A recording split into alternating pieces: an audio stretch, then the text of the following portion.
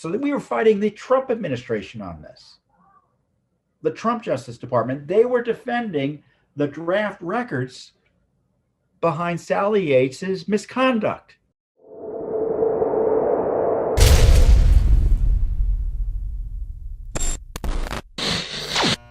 We're not stopping our work. And one of the challenges and disappointments we had with the Trump administration is that the Justice Department really just operated as if President Trump wasn't president in many respects. Certainly on areas of transparency.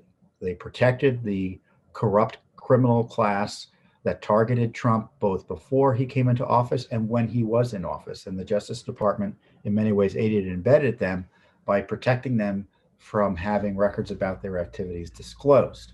And along those lines, they protected Sally Yates, who's one of the worst in terms of the targeting of President Trump. She was I think she was second in command of the Obama Justice Department. And when President Trump came into office, because it took some time for him to appoint and get confirmed Jeff Sessions, she was acting Attorney General up until, I think she was Attorney General for 2 weeks or so, until she decided to put out a one-page statement refusing to defend and attacking President Trump's travel ban. And President Trump immediately fired her for insubordination. So what Judicial Watch did is that we asked for a very narrow request of a very narrow subset of documents, essentially her emails for the 2 weeks she was there. How many emails could there be? And one of the big emails that we got out was at a kind of exposed the corruption of the Mueller operation, was Mueller's deputy Andrew Weissman, who, when she sent out this outrageous, insubordinate, I call it seditious document saying that she would refuse to enforce the president's lawful ban, Andrew Weissman sent her an email saying, "I'm so proud and in awe. Thank you so much. All my deepest respects." So Andrew Weissman, who became one of the president's top tormentors under Mueller, and actually was a tormentor even before Mueller, was supporting this act of insubordination, unethical conduct. As I said, seditious activity, if we're going to use the word seditious now. So what's the interesting thing is that this statement that she issued attacking the president's travel ban, for which she was fired, there were earlier drafts of it. And so they refused to give us those drafts, saying they were pre-decisional, covered by the deliberative process privilege, which is an exemption that allows the government to withhold pre-decisional agency records, meaning like the final agency decision or the final decision by the official, that can be released, but the drafts and the back and forth beforehand, that can't be released. Now, of course, there's no hard and fast rule that it can't be released, meaning they have discretion to release it, but because the government's the government, they don't want embarrassing back and forth to come out. Now, there was an effort to kind of reform that process by reforming FOIA in 2017. As we say, by withholding those drafts, the Justice Department was undermining that FOIA reform. It was called the FOIA Improvement Act, that established a new heightened standard of proof that agencies must meet when making discretionary withholdings of records requested under FOIA. Meaning they got to really be specific as to saying, yeah, we need to withhold this document because it's going to chill future government deliberations. They need to be really specific. Well, what is it you mean by that? What deliberations will be chilled? Be more specific. As we say, Congress intended to shore up FOIA, not preserve a years-long unsatisfactory status quo of withhold it because you want to exemptions and knee-jerk secrecy. So that we were fighting the Trump administration on this.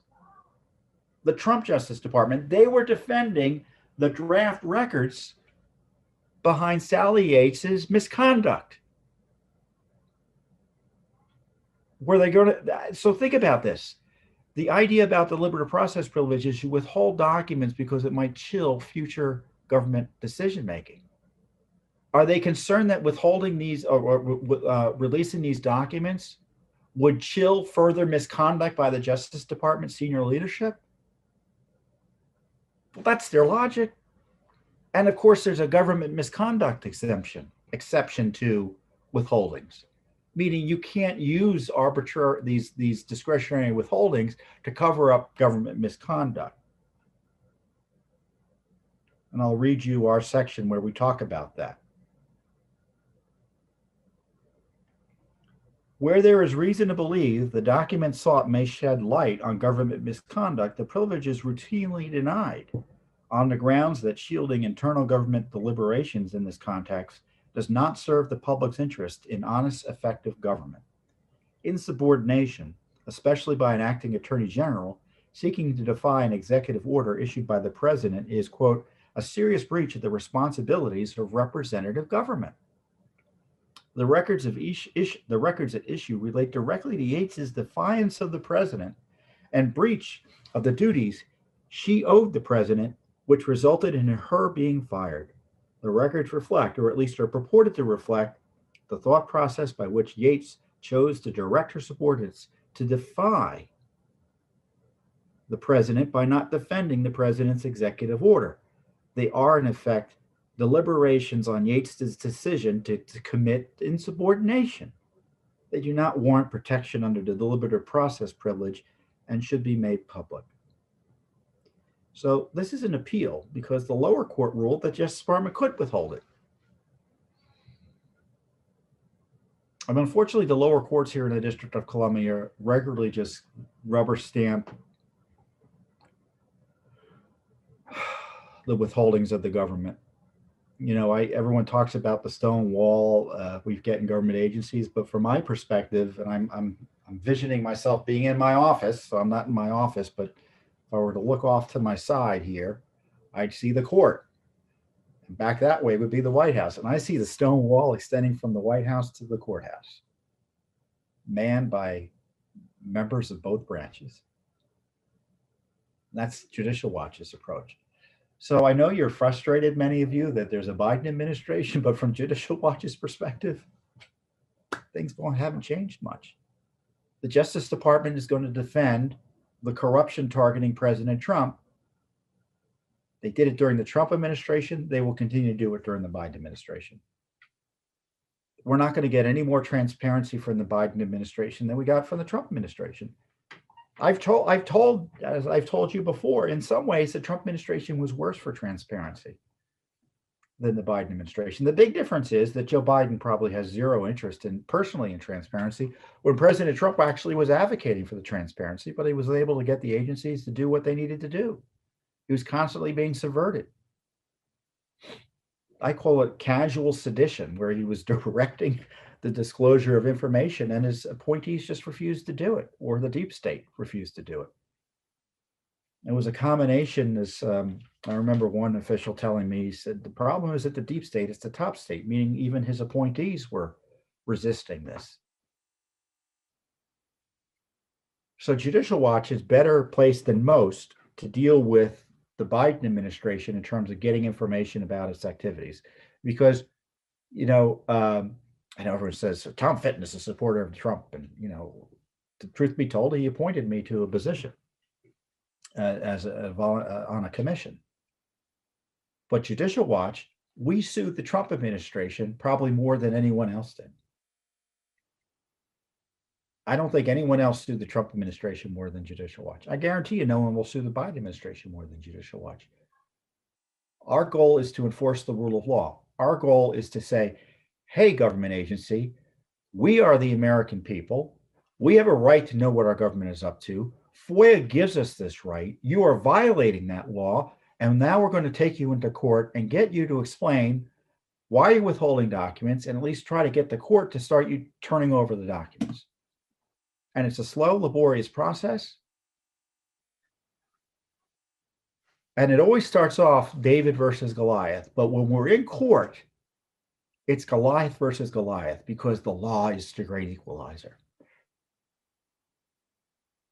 And it doesn't mean we win all the time, but it means we're on at least equal footing. I mean, what a glorious, glorious country we live in. the little old Judicial Watch can go in and beat City Hall. And I mean City Hall, I mean the IRS, I mean the CIA, I mean the Justice Department, the FBI. And I get frustrated about how long it takes. But these documents would never see the light of day, but for Judicial Watch's diligence, persistence, strength,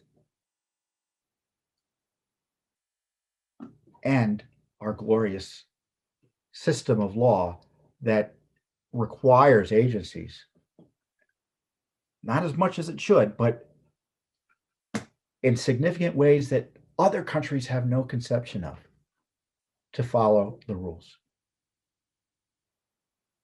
So that's why I get especially frustrated when the Justice Department is fighting us on FOIA, because they're the ones supposed to be enforcing FOIA. You may not know this, but the Justice Department represents all the agencies we sue for records. So it's the Justice Department that's always the problem. So if you think the Justice Department is bad because of the spine, you don't know half of it.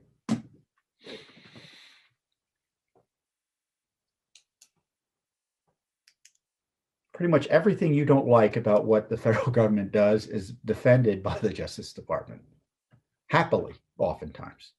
I mean, there are agency heads. I mean, sometimes you get folks who philosophically agree with our approach on government matters, and they take the right position legally.